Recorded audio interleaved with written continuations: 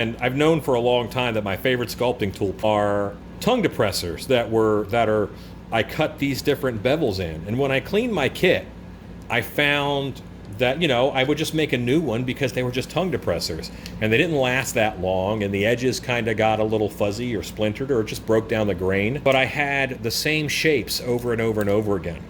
So I took those shapes and I changed the width just a little bit. These are done at a 1/8 inch acrylic. I put those shapes into the acrylic. I have permanent versions of those tools. And why are they bright green? A, I like that color.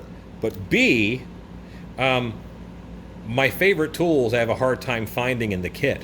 Everything gets covered in clay dust, and it's just nice to be able to find these pretty handily in the kit, find them easy, identify them easy, they clean up easy because they're acrylic.